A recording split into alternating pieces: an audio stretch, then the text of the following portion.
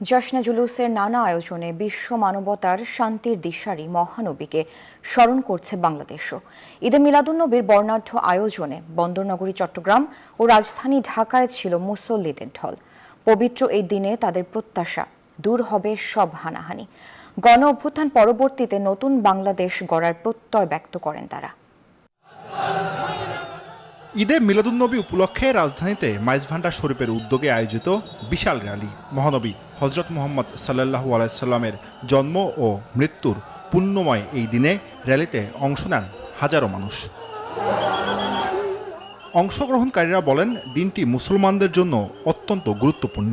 সাম্প্রদায়িক সম্প্রীতির মাধ্যমে দেশকে এগিয়ে নেয়ার কথাও বলেন তারা।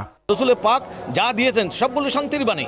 জীবনীকে হৃদয়ের মধ্যে ধারণ করে আমরা যাতে সামনে এগিয়ে যেতে পারি। মাজারে হামলা করাটা ঠিক হচ্ছে না।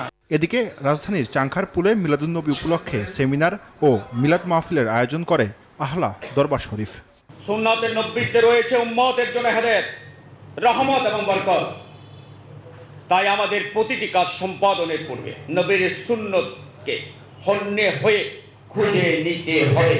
আল্লাহ তাআলা যেন এই নবীর সুন্নত পালনে ওলি আল্লাহর প্রদর্শিত পথে আমাদেরকে চলার তৌফিক দান করুন। সমস্ত ইবাদত হয়েছে তাজদারে মদিনার রাসূলে।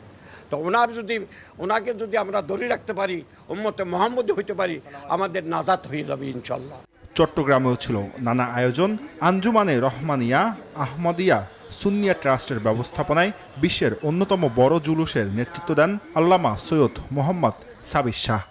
স্বতঃস্ফূর্ত মানুষের অংশগ্রহণে উদযাপিত হয়ে যাচ্ছে।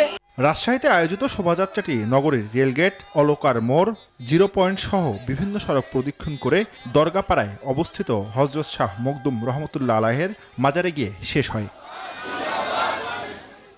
এছাড়া রংপুর, সিলেট, খুলনা, দিনাজপুর সহ দেশের বিভিন্ন স্থানে যশনে জুলুস সহ নানা আয়োজনে দিনটি উদযাপন করছেন ধর্মপ্রাণ মুসল্লিরা।